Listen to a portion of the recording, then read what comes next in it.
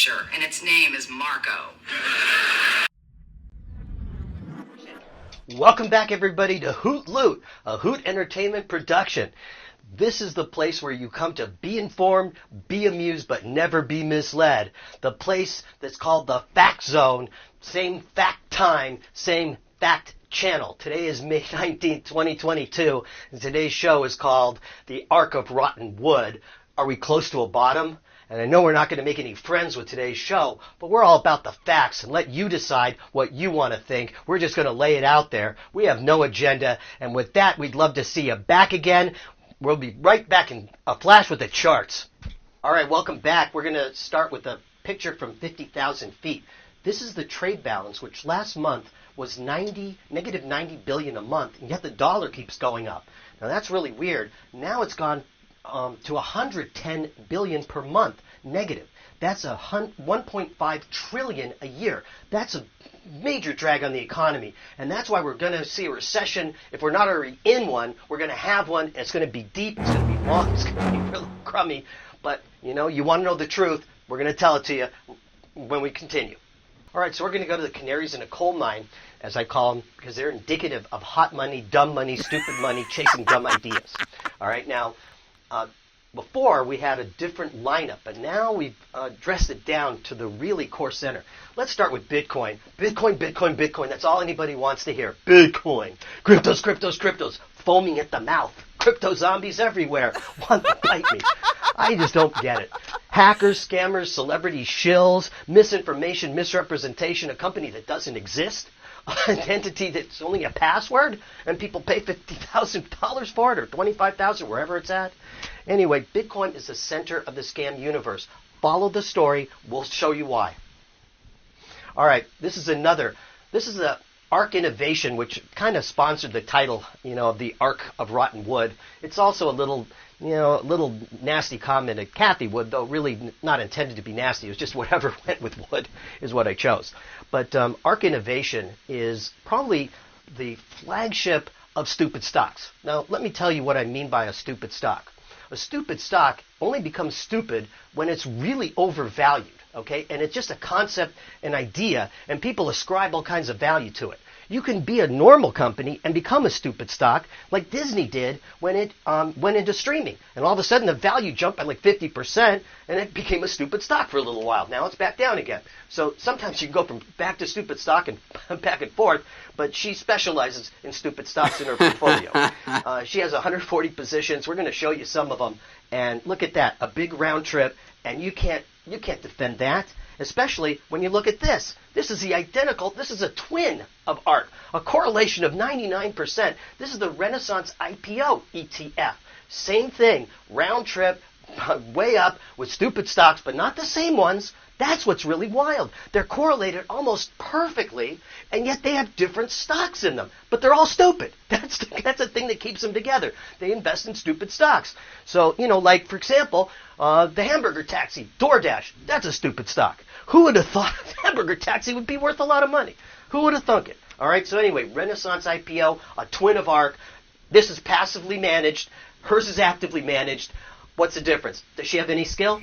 It doesn't look like it. Here's another one for you, another canary in the coal mine. And this is care of Michael Newentown Saylor, the chairman and CEO of MicroStrategy, a software company that he founded and developed. Now he's thrown every bit of muscle behind Bitcoin, praying to hit a home run. And if not, he's going to lose his shirt and lose his home and lose his company. Right now, he's already on thin ice. They will draw a margin call if Bitcoin goes down to 21,000. They won't have sufficient collateral to back up the loan they used to margin Bitcoin. Oh my God. And you know what? He's so wedded in this, he's going to lose his company.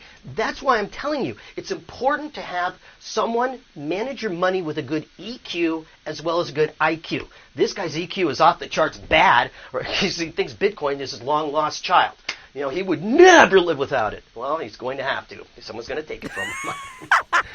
Anyway, speaking of canaries in the coal mine, this is one of my favorites. Tesla the Mesla, Elon the Felon, 24/7 show. Now he's like melting down. I don't even want to make any comments about him because he's lost it. I mean, he's got a comment for everything that's going on. Everything. Politics, George Soros, you name it. He knows all about it. You don't. And he wants to run for president. At least that's what he sounds like. But who knows? It would be an amazing thing to see. Anyway, let's go on to the Dow Jones Industrial Average. This index is breaking down from a rounded top. That's a very common pattern in bull markets transitioning to bear markets, which is what we're experiencing now. And the Dow has a target, rule of thumb target of 28,000.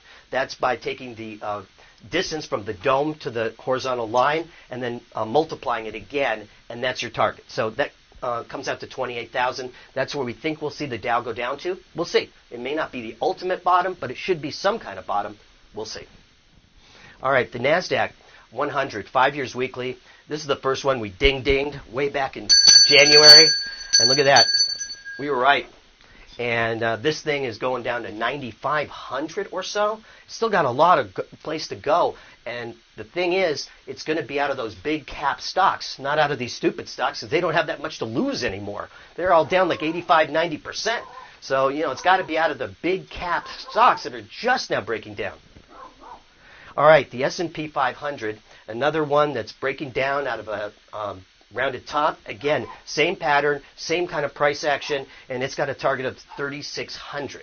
So mark your calendars. It's not 5,000. It's not 4,800. It's 3,600. Who knows? Maybe lower than that. Okay, the S&P Small Cap Index, 5 years. This is breaking down from another bear flag. This is going to be in free fall pretty soon, I think. Although some other people are saying we bottomed here. Well, we'll have to see. We'll check out the facts, and you can decide, as I do, what facts are more important than others, okay? And finally, the Dow Jones Transportation Average finally broke down from a head and shoulders top. We said it looked ominous. It is. Truckers and every kind of transportation mode there is are in some kind of bottleneck, jam, fuel costs, can't get diesel anymore. Truckers are stuck on the highways, and they're paying 6.5 gallons for diesel fuel, making it $1,000 tank of gas. Oh, my God, no wonder they don't want to drive their trucks. All right, now, let's go to Bitcoin. 5 years. What do you say? Bitcoin! Whoa! All right. Bitcoin is broken down from a massive bear flag. Okay, so I think this is it's also made a new low. So the expectation here is it's going to continue down lower, even though it's down almost 60%. It's actually down 55%. So the expectation is it will go lower. And if this bubble bursting is like bubbles before it, you should look for 85 to 95% drawdown from peak to trough. That still leaves a lot of room on the downside if it works out like every bubble before it has worked out. Okay? So with that, we'll go on to Grayscale Bitcoin Trust. Now, this is the Winklevi. The Winklevoss brothers were the ones that fought with Mark Zuckerberg on a social network for the ownership of Facebook. They lost. They went into cryptos. Who would have thunk it? They went their own separate crooked ways. Now, this Grayscale Bitcoin Trust is kind of like an ETF, but it's not. It's actually a trust. It is suitable for your IRA or 401k, believe it or not. Now, the thing about this trust that caught my eye, and the reason we're talking about it at all, is not about the Winklevi. It's about the fact that this trust only holds Bitcoin futures, and look how badly it's performed. It's down while Bitcoin's gone up. So how on earth, where did the money go? And the correlation with Bitcoin is only 21% over the last 12 months. What the hell's going on here? It's got to be something, because this thing has underperformed Bitcoin by a mile. So let's go on to the next one. This is an interesting situation too, while I digress. This is Lunaterra, a stable coin and a cryptocurrency sponsored by, I think it's called Terra Labs or Terraform Labs. But anyway, this collapsed last week. The stable coin that was attached to it didn't work, and apparently the formula was no good, and the whole thing came down like a house of cards. And unfortunately, $40 billion was wiped out overnight from customer accounts. Nothing they could do, nothing they could say. And to add insult to injury, one of the guys that sponsored and pushed this company was a guy named Michael Novogratz. and he had a Luna tattoo made, months before this thing collapsed. And the founder himself, the South Korean mathematical whiz that came up with the formula, oops, he missed. Well, anyway, he named his daughter Luna. She'll have to carry that around for the rest of her life. Oh, all right. Tether. Now, Tether is the dominant stable coin. What is a stable coin? I'm glad you asked. The stable coin is one tied to a fixed asset like the dollar and keeps its value. So it's not subject to variations or ups and down movements or volatility. Tether is the dominant one in this space, and Tether serves the purpose not for you, the customer. It's a way to make more money for the broker firm, for the trading platform. Of course, they layer on another bunch of fees, and they have your money captive in Tether instead of cash. So you can't withdraw it without going into Tether or cash and swapping back and forth. And by the time you notice it, your expenses have eaten you up. That's how it goes. That's why these funds are underperforming, I think. All right, Grayscale, digital large cap fund. Oh, God. Do you believe this? Down 85% from its peak. Who needs diversification? 10 of these down 85%. What? How did they do that? That should have taken some talent. And they're coming out with more products and more products. I've read like 6 new of these funds, and the funds get commissions on the front side when they're put out. Plus, they get fees and management fees and commissions and brokerage fees, you name it. And before you know it, they've skimmed everything out of it. That's why these things don't perform well. That's why you should stay the hell out of them and leave them to other people. ARK FinTech Innovation. Now, there's a whole bunch of ARK funds, okay? I'm going to show them to you one at a time. This is probably the worst one there is. I don't know what kind of innovation they invest in, but they better innovate a little more. ARK Genomic Revolution, again, looks familiar, down 75%. Notice the chart looks almost identical in each of these different funds. They're just repackaged, basically, of stupid stocks, and they look the same and act the same. This is ARK Autonomous Technology and Robotics ETF. Okay. Autonomous Technology and Robotics ETF. Say that quickly. A winner, down less than 50%. That's all I'm going to say. ARK Web, down 67%. ARK Space and Exploration, and we know she likes Elon the Felon, so who knows? She's probably holding out for some SpaceX, because it's supposed to come at $125 billion. For a man who says he can fly to Mars but can't. For a man who tweets about buying a Twitter but won't. Anyway, let's go on. Now, this is an interesting situation. A family of funds, once again. This is BITO, the Bitcoin Strategy ETF. But it doesn't act like an ETF. The correlation to Bitcoin over the last 6 months since it was incepted is only 35%. What the hell is going on when an ETF doesn't track the underlying asset? If you want to refer to Bitcoin as an asset, underlying password is what I meant to say. If you look at GLD, which tracks gold, it matches it almost completely. All the way up, all the way down.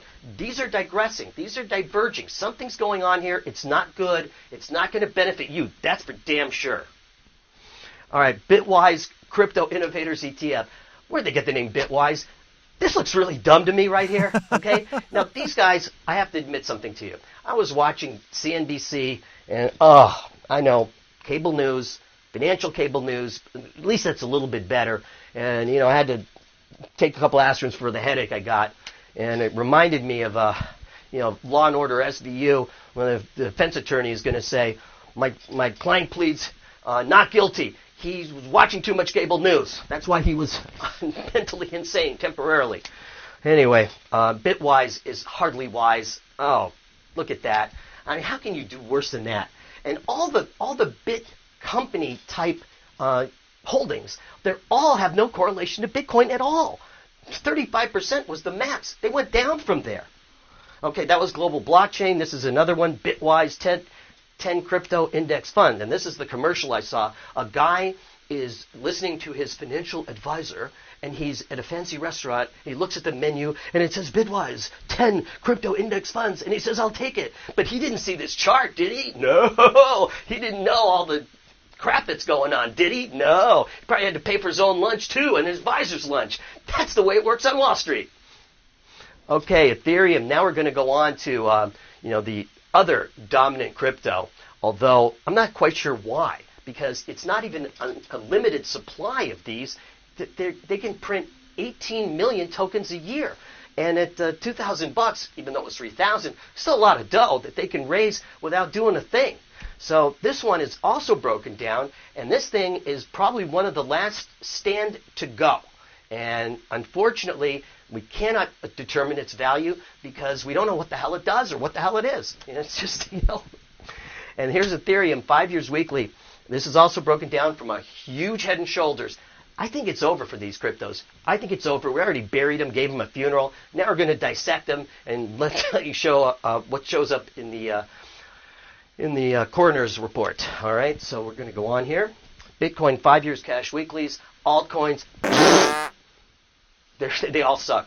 Every single altcoin sucks. Okay, look at this, down 95%, and it's acting like an expiring option with no value at all. Okay, that's the truth. I'm sorry. If you're in it, Litecoin, same thing. This one is also another, blast from the past, and maybe doesn't have any value either. So Litecoin, nice knowing you. See you later, and adieu. All right, Ripple. By Ripple Labs. Ripple Labs is under investigation, believe it or not, for some kind of token manipulation. I don't know. But this one is also down 87% from the peak. So, altcoins, goodbye. Thank you. All right. Coinbase Global. That's the broker of choice for the crypto sector.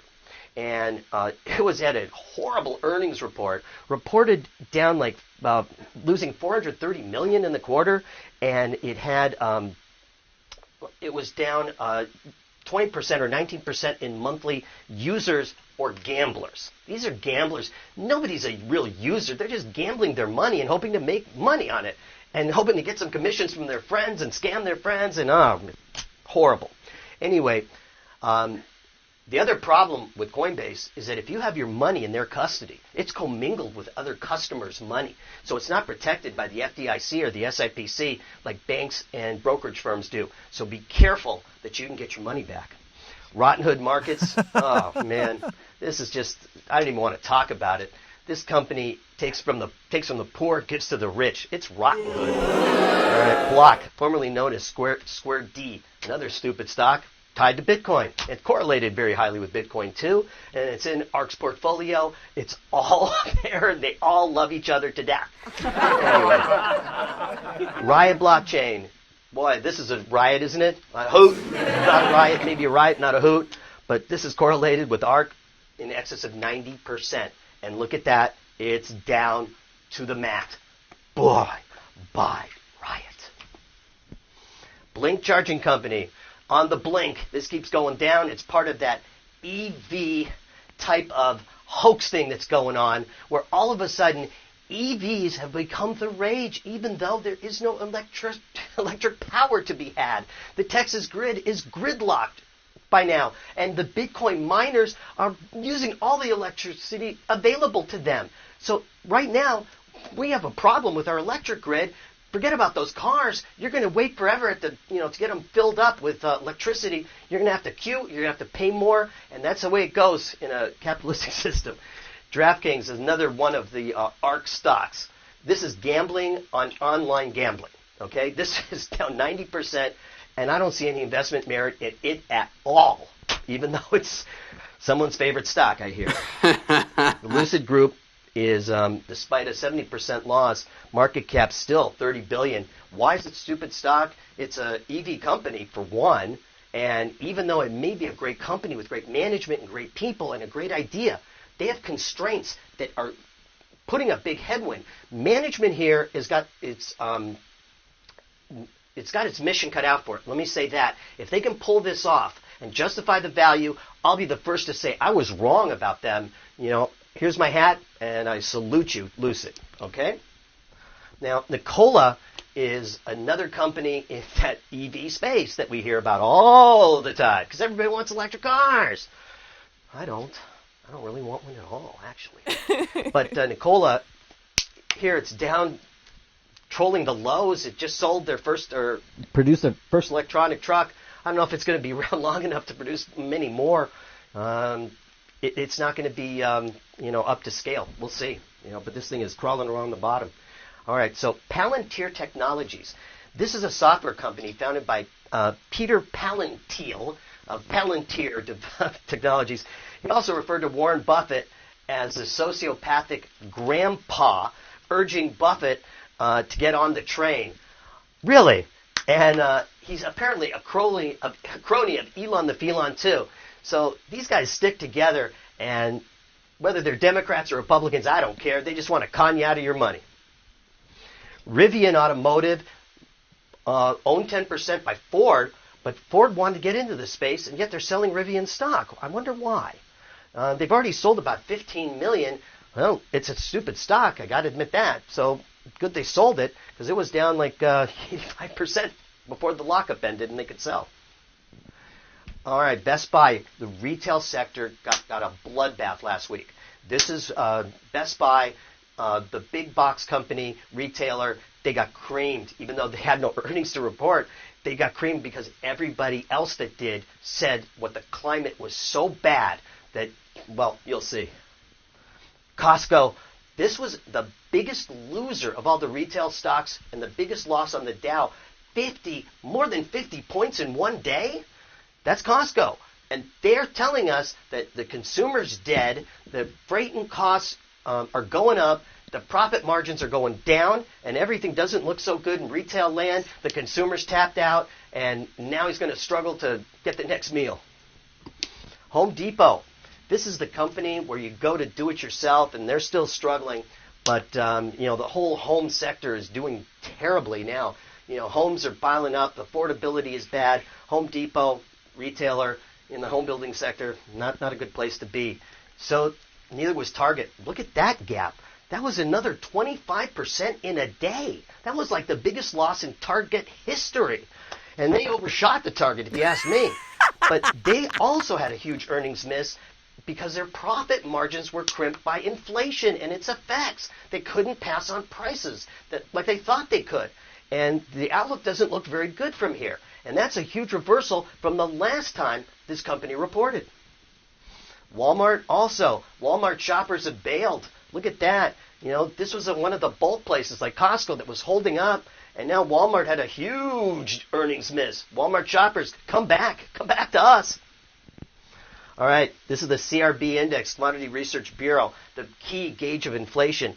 It's bumping up against an ascending wedge, but it looks like it might just have enough to go higher in another leg for commodity prices, which means maybe inflation isn't quite peaking yet. We'll see. Invesco Agriculture Fund. This is the agriculture fund is a bunch of food and growers and producers, and so the agriculture fund looks like it may have broken out from a rounded top, an aborted rounded top, but possibly it made a double top because it's come back, and this one is in neutral territory. We're just going to have to see. Okay, corn looks like a rounded top or head and shoulders, and this is a very important crop. It's in everything from meal to cornflakes to corn syrup to corny jokes like me. All right, so the livestock index is, having a little trouble here. I think it's an affordability issue, a demand issue, if you will, because I can tell you this, steak has gone through the roof. Can you eat it now? I'm kind of cutting back on it, and they can't have any. Forget it. All right, soybeans, still in a range. They could break out, they could break down. It's hard to say. So we'll keep an eye on that too. But what's important here is the inflation track is possibly temporarily stalled, possibly not. We'll know in the next few days, and we'll report back to you. And sugar, sugar, honey, honey. I know, I sang that last time, but I love that song. Even though I'm old, I love the song. And I like sugar too, but it looks actually pretty good, like this thing is going to possibly break out. This would be a very good, bullish sign for the food sector. And the food sector is got the most panic in it I've ever seen. Wheat, looks like this one broke out, but then it also could have made a double top. So again, wheat is bumping up against the top resistance of a flag. And wheat can go up, it can go down, we'll have to see. Invesco Base Metals Fund, 5 years. This one is broken down from a long trend line. What recession? The administration never heard of a recession? No, apparently not, but this is breaking down, and that's very recessionary.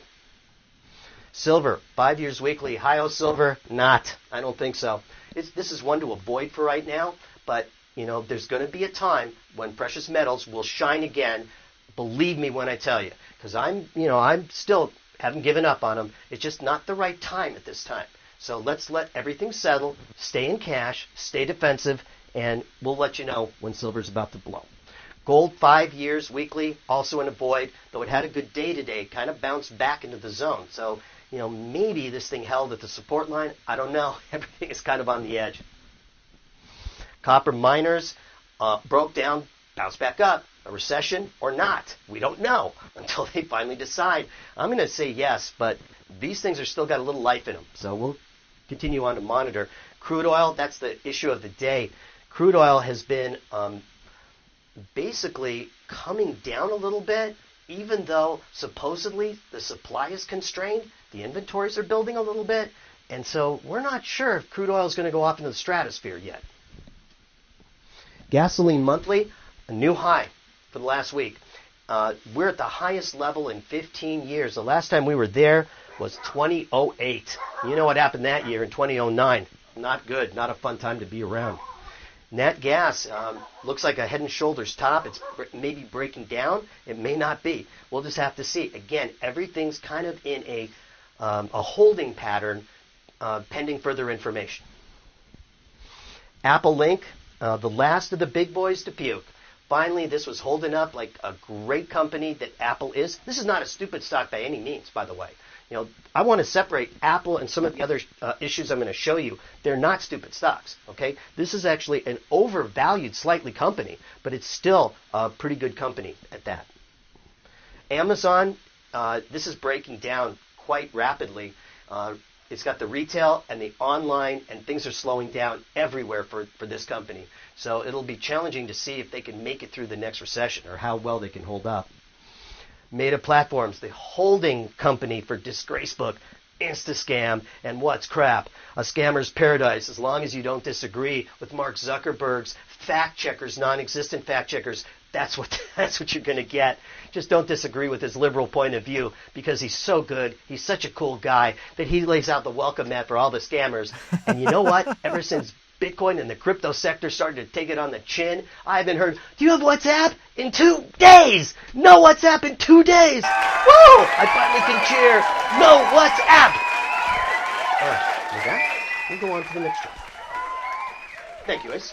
All right, Google Alphabet, 5 years weekly, another one of the big boys to break down. This is where the action is going to be right now, because they're the ones that can lose value now. And they're projected to lose value. In Google's case, we're looking at $2,000 price. So the big boys on the Nasdaq 100 are where the wealth effect is going to be, where people are going to lose money from here. Microsoft, another one that's broken down from a head and shoulders or rounded top, very common pattern and easy to spot, and with a target of $190. And that's going to have a big impact. It's in the Dow, it's in the Nasdaq 100, it's the S&P 500. So this thing is going to have a big impact when it goes down. It's number 2 in market cap in the entire world right now. Nvidia, what happened to that chip shortage?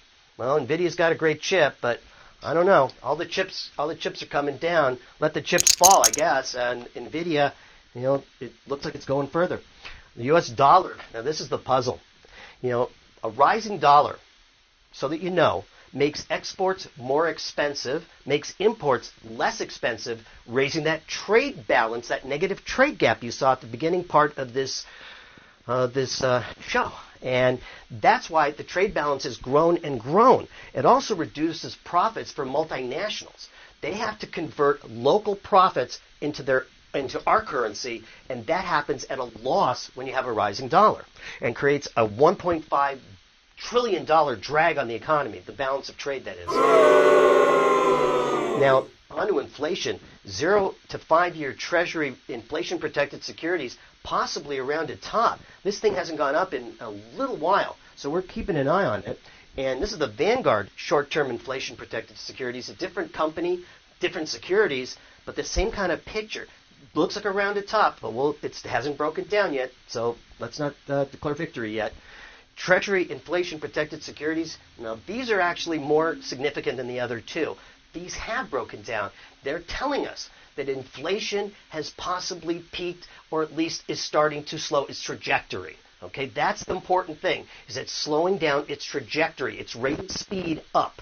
If it's slowing down, then it starts to mellow out, and you don't have everybody demanding pay increases and staying home from their jobs because prices went up for everything they bought.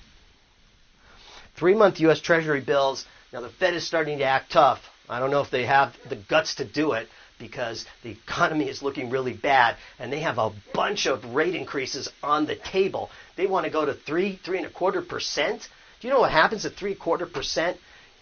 The interest service on the national debt becomes greater than the entire rest of Social Security or Medicare. It dominates the entire budget, and you have nothing left that's discretionary. Okay, the 5 years U.S. Treasury bonds index, this is another rates topping indicator.